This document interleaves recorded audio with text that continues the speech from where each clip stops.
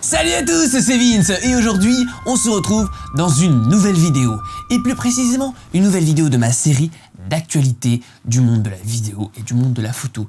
Alors je rappelle le principe au cas où vous ne sauriez pas ce que c'est. Et bien tout simplement une fois par semaine je vais analyser pour vous différents articles qui sont sortis sur différents sites d'actualité, de photos et de vidéos, des articles éventuellement de magazines aussi, des sorties de matos ou des nouveautés. Et en l'occurrence aujourd'hui, on va parler de nouveautés ou alors d'absence de véritables nouveautés chez Adobe puisque bon voilà, si vous vous intéressez un minimum à la photo, vous savez que Photoshop a lancé, donc il y a une nouvelle version de Photoshop qui est la CC 2018. Et il y a eu donc deux nouvelles versions de Lightroom. Et aujourd'hui, on va parler exclusivement de ça.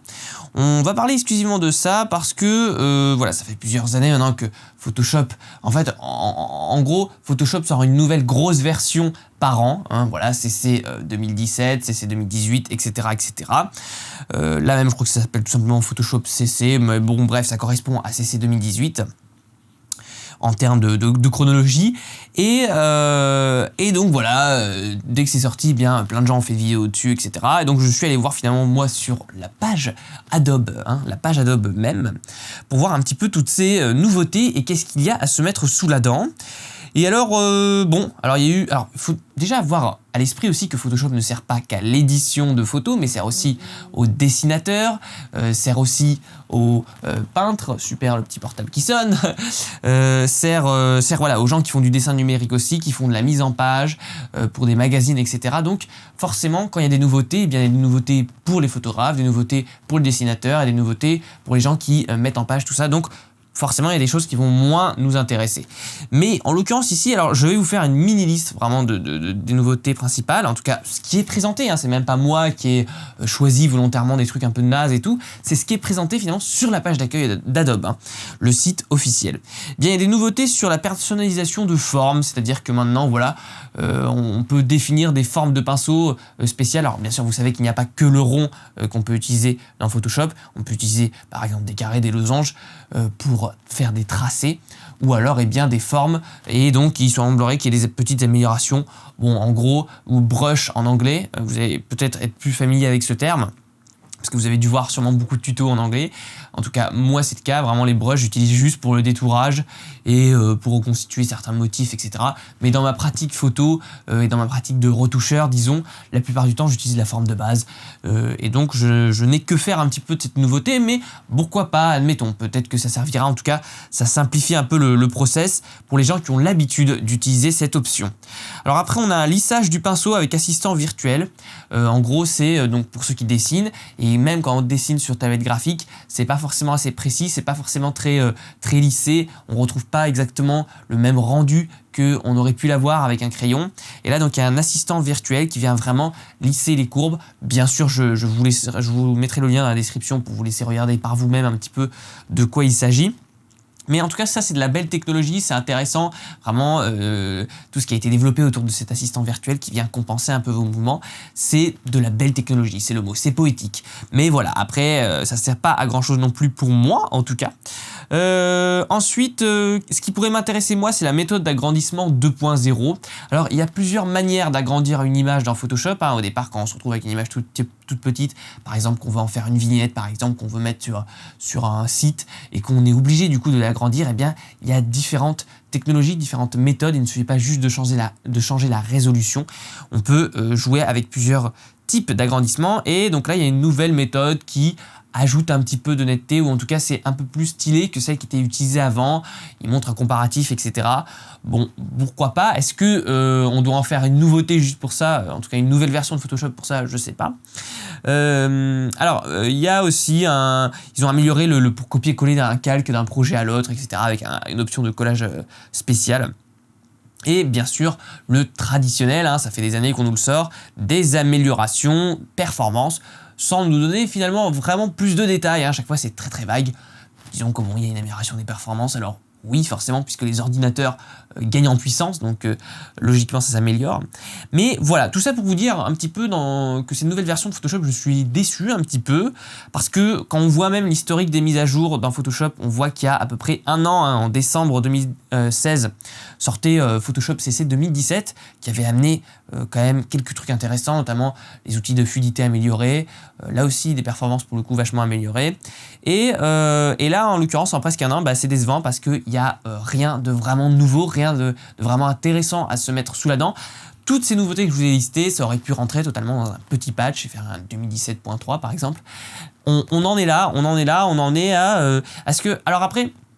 Est-ce qu'on peut critiquer Adobe et Photoshop? Je ne sais pas, parce qu'ils ont quand même fourni un logiciel qui est totalement incroyable, et peut-être juste qu'on est arrivé au terme du développement, ou en tout cas au terme du développement intéressant. Et maintenant, ça va être une succession de corrections mineures, parce qu'on ne peut pas inventer tous les jours le correcteur de défaut, ça c'est sûr, on ne peut pas inventer tous les jours les algorithmes de netteté, on est obligé après, en fait par la suite, en améliorant sans cesse, en se disant, eh bien on va améliorer la version chaque année, on est obligé au bout d'un moment juste d'améliorer, de préciser un petit peu les algorithmes sans faire de refonte totale du logiciel et sans faire de renouveau ou sortir un outil révolutionnaire qui fasse la une des médias.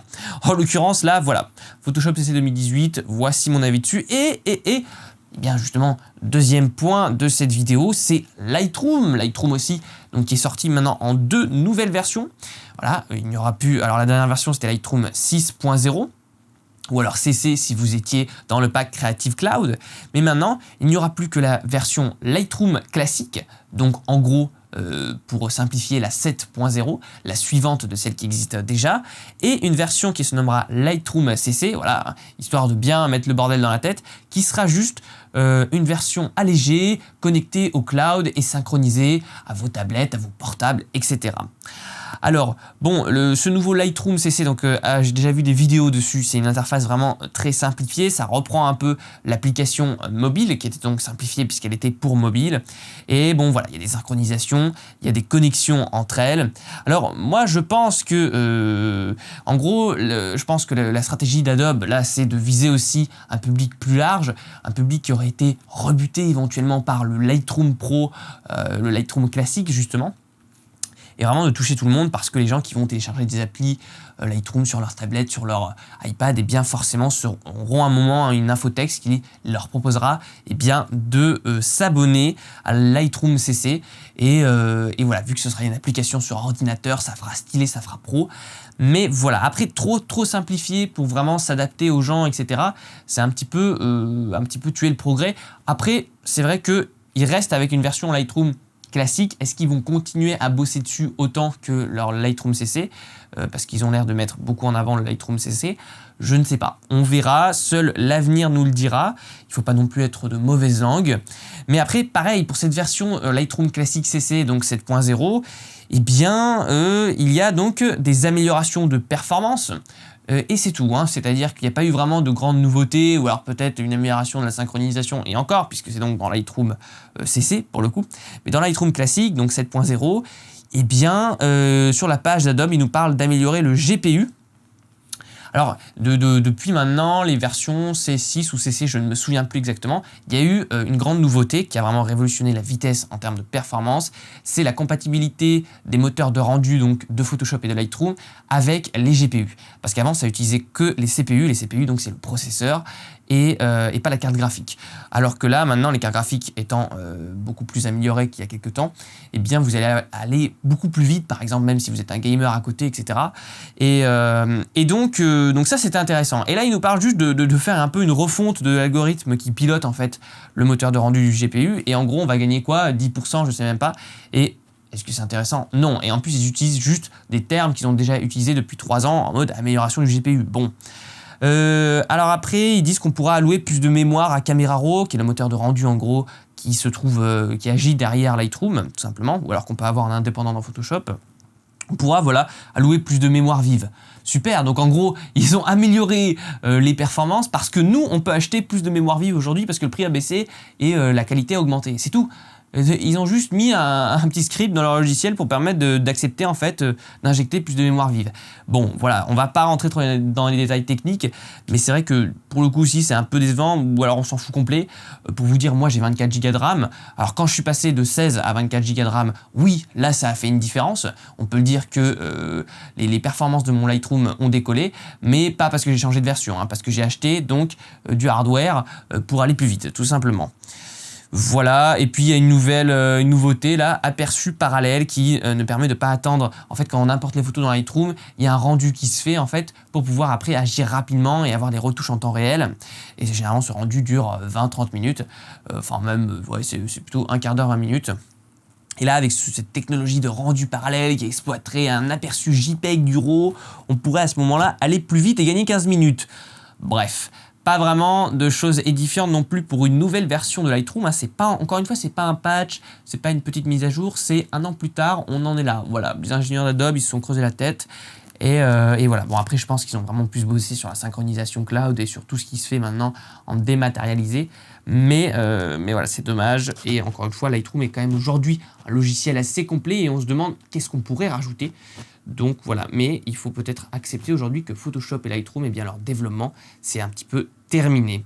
Voilà pour mon avis sur la question. Il était un peu tranché, je pense que tout le monde ne pensera pas de la même manière, mais moi je tenais à dire tout ça. Donc citation de la semaine de Ernst Haas, qui nous dit qu'il n'y a que ton appareil photo et toi, les limites de ta pratique sont en toi, car ce que nous voyons est ce que nous sommes. Méditez là-dessus, on se retrouve très vite. Avant, n'oubliez pas que vous pouvez télécharger gratuitement mon livre « Comment devenir un meilleur photographe » pour vous améliorer en photo. Et puis donc, nous, on se retrouve très vite pour de prochaines aventures. Salut à tous!